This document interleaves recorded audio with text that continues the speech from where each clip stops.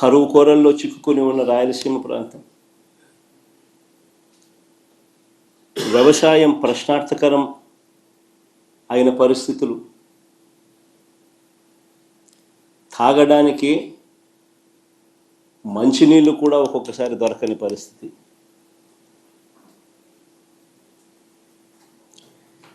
ఇలాంటి ప్రాంతానికి ఈ రాయలసీమ లిఫ్ట్ అన్నది ఒక ఇన్సూరెన్స్ పాలసీ మాదిరి.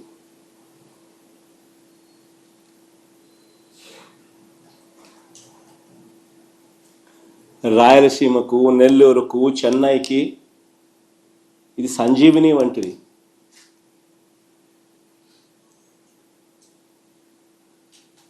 ఒకసారి వివరాలు చెప్తాను. అసలు అందరూ కూడా ఆలోచన చేయమని చెప్పి కోరుతా ఉన్నాను. ఎందుకనంటే ఇది ఆలోచన చేయదగ్గ అంశం కాబట్టి. శ్రీశైలం ఫుల్ కెపాసిటీ లెవెల్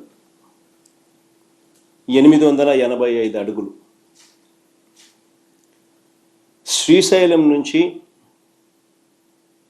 రాయలసీమకు, నెల్లూరుకు, చెన్నైకి నీళ్లు ప్రవహించే Pothireddypadu head regulator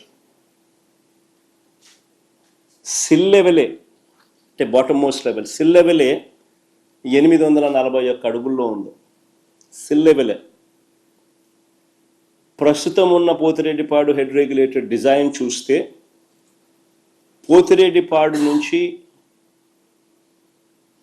full discharge capacity 44 క్యూసెక్కుల నీళ్లు కిందికి రావాలి అని అంటే నీళ్లు శ్రీశైలంలో 881 అడుగులు ఉంటే తప్ప ఫుల్ డిశ్చార్జ్లో 44,000 క్యూసెక్స్లు డిశ్చార్జ్ కిందికి రావు. నీళ్లు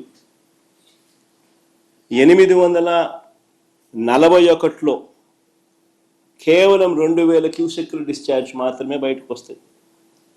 854కు పోతే కేవలం 7,000 క్యూసెక్లు మాత్రమే డిశ్చార్జ్ బయటకు వస్తుంది. పోతిరెడ్డిపాడు ఫుల్ డిశ్చార్జ్ కెపాసిటీ 44,000 క్యూసెక్లు బయటికి రావాలి అని అంటే 881 అడుగులకు పోతే నీళ్లు ఉంటేనే సాధ్యపడుతుంది. Srisailam full capacity level 885.